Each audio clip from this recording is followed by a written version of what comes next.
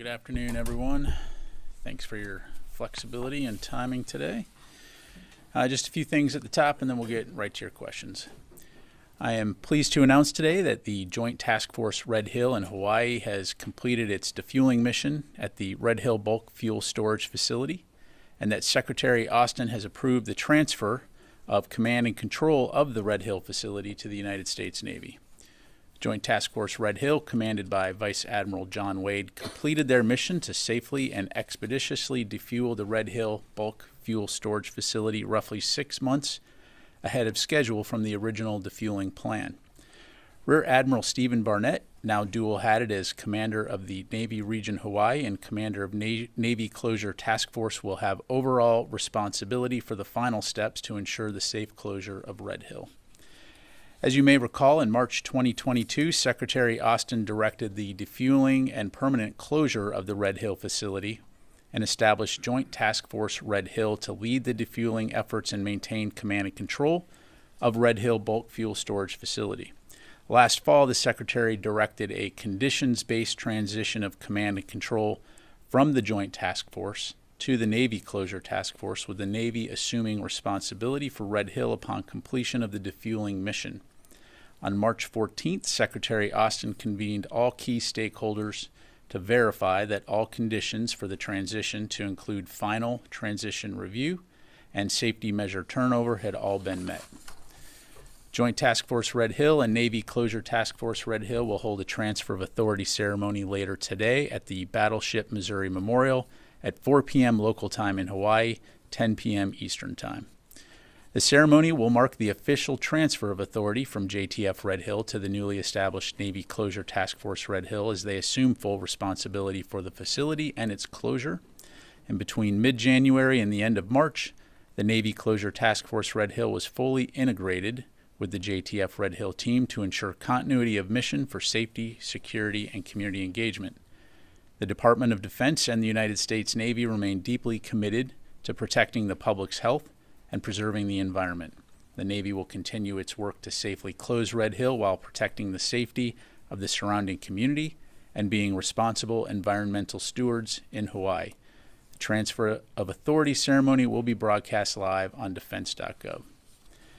Switching gears, nearly 2,000 Marines and sailors arrived in Australia's Northern Territory this week to begin the 13th annual iteration of Marine Rotational Force Darwin, which strengthens the Australia-U.S. alliance and our combined capabilities. Over the next 6 months, MRF Darwin will conduct a series of exercises and training events with the Australian Defence Force and other regional allies and partners to establish a forward-postured crisis response force, enhance interoperability between our forces, and contribute to a more stable and secure Indo-Pacific. For more information, please contact the U.S. Marines. And finally, as you may have seen earlier today, DoD's Chief Information Office released its Defense Industrial Base Cybersecurity Strategy. Spanning fiscal years 2024 through 2027, the DoD's Defense Industrial Base Cybersecurity Strategy provides a path forward for the department's internal and industry-facing cybersecurity activities. The strategy's vision, mission, goals, and objectives support the directives and priorities of the National Defense Strategy, the 2023 National Cybersecurity Strategy, and the 2023 DoD Cyber Strategy. You can read more about this on defense.gov. With that, I'll be glad to take your questions. We've got Associated Press on the phone, so let's go with Lita Baldor, AP first. Hi, thanks, Pat. Today, General Brown said that some of the weapons that Israel has asked for and wants have not been provided by the United States, that they've asked for things that either the US doesn't have the capacity to give or doesn't want to give. Can you add any more to that? Like, what types of weapons has the United States not provided to Israel that it wanted? And is it largely due to risk and what's available, or are there other things such as conditioning that on progress in humanitarian efforts that sort of keyed into that? Yeah, thanks very much, Lita. As you know, we have a very long-standing security relationship with Israel, and certainly after October 7th, We worked very hard to rush security assistance to Israel in support of their efforts to defend themselves against attacks from Hamas and future terrorist attacks. And when it comes to the provision of security assistance to include weapons and weapon systems, obviously I don't want to get ahead of those conversations. Those are always ongoing conversations. But through programs like foreign military finance, foreign military sales, again, it's part of our efforts, longstanding efforts to ensure Israel's qualitative military edge. But to get to your specific question, I don't have any information to provide beyond that. Thank you. Come to the room here, Haley.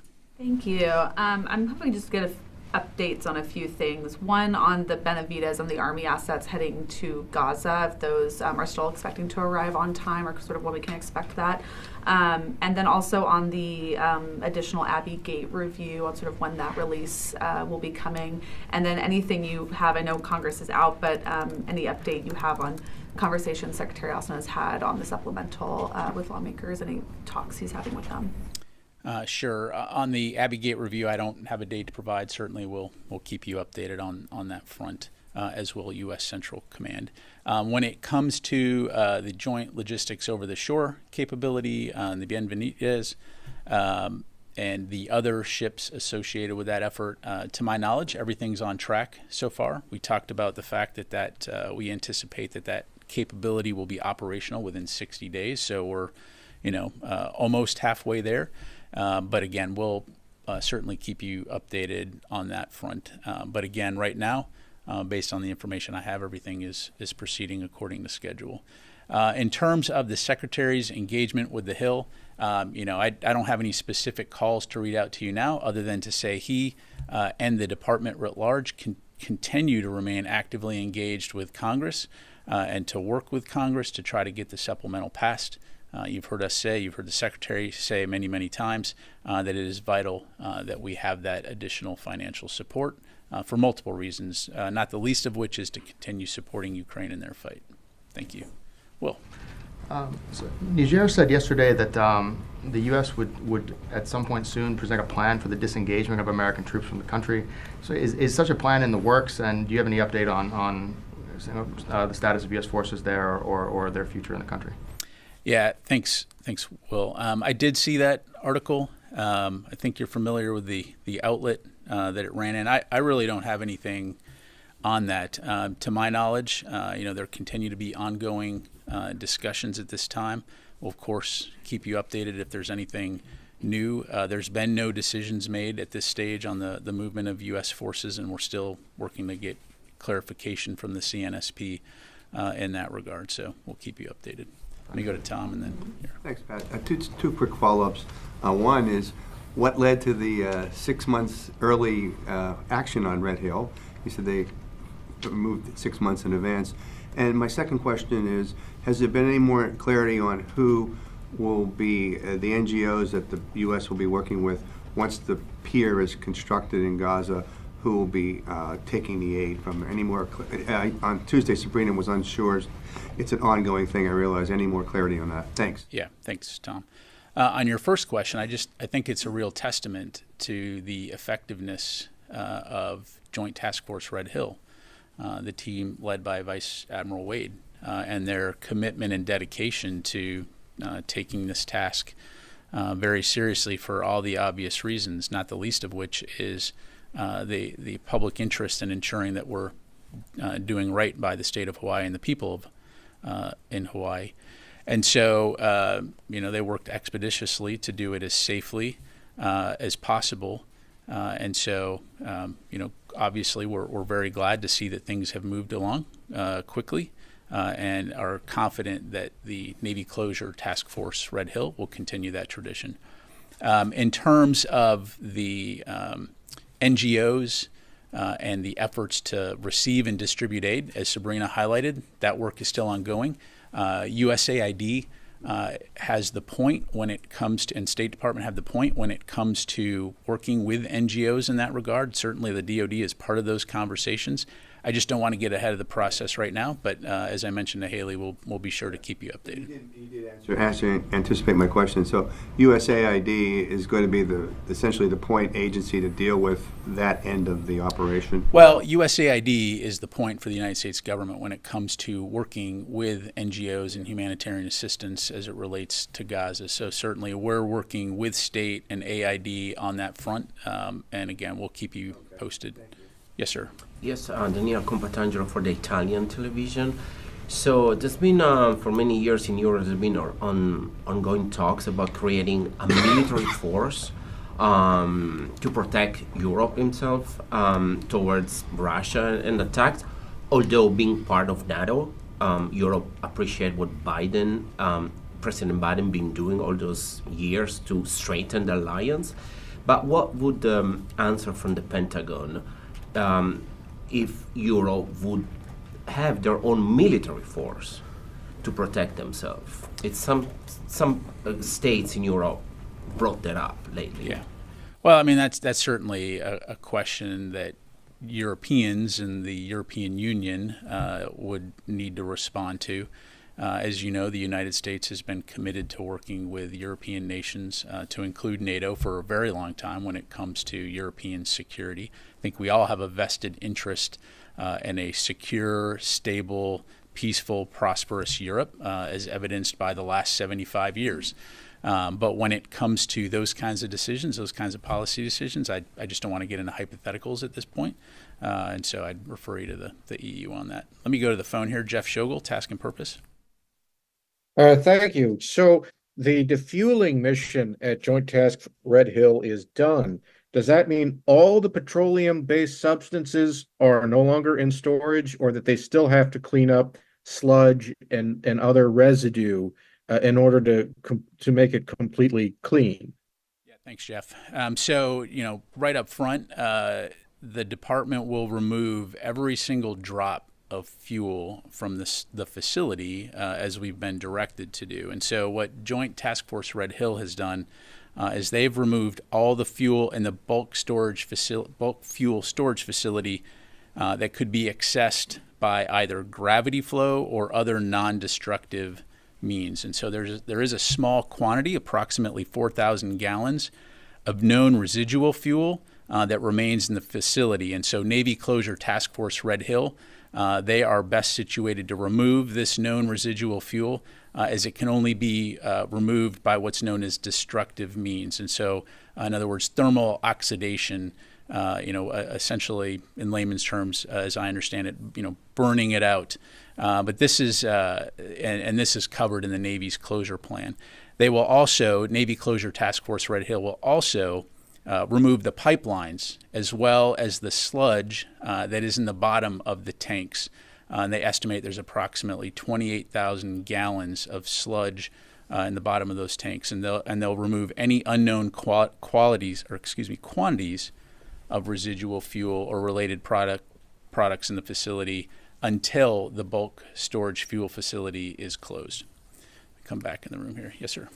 Thank you. I have a couple on Ukraine and ISIS. So with the newly approved budget, there is $300 million for the USAI program for Ukraine.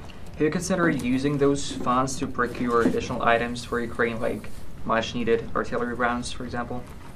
Well, I think we've been very clear when it comes to Ukraine. First of all, we're going to continue to support them for the long haul. Second of all, we really need Congress to pass the supplemental budget. That is the route to ensuring that Ukraine has the support that it needs and the volume of support that it needs to continue the fight. But what about those $300 million now? In terms of USAA program, like procure rounds, send them to Ukraine when there's this gap. Yeah, again, I don't have anything further to provide beyond that. So One on ISIS, has the Pentagon adjusted its force posture anywhere in response to emerging threats from ISIS or ISIS-K? And has the Pentagon shared any additional threat intelligence with any countries since the Moscow attack under duty to warn? Yeah, in terms of your last question on duty to warn, that's probably better addressed by the Director of National Intelligence or State Department. I don't have anything from a DoD standpoint. Clearly, our policy is duty to warn. So if we have information that we believe needs to be shared to protect the lives of innocent civilians, we'll do that. And you've heard the White House talk about the fact that we did share that information with Russia. Why they chose to ignore it, I'd have to refer you to them. But clearly this was an ISIS attack that took place in Moscow. As it relates to ISIS, I think it's very important to understand that the Department of Defense has not taken its eye off of ISIS. When you look at our national defense strategy, it talks about counterterrorism, and it talks about the fact that we need to be prepared to address threats like ISIS, as evidenced by our ongoing efforts working with the international community in places like Iraq and Syria and elsewhere to ensure that there is not a resurgence of ISIS like what we saw back in 2014, 2015. Thanks. Constantine. Thanks, Pat. Can you confirm reports from earlier this week that the IDF has agreed to anchor the Anchor Pier to Gaza and provide a security bubble? I can't. Again, as I highlighted, we're continuing to work through the details. Certainly Israel is an important partner in the region, and we'll continue to consult with them on that front. I just don't have any more details to provide right now.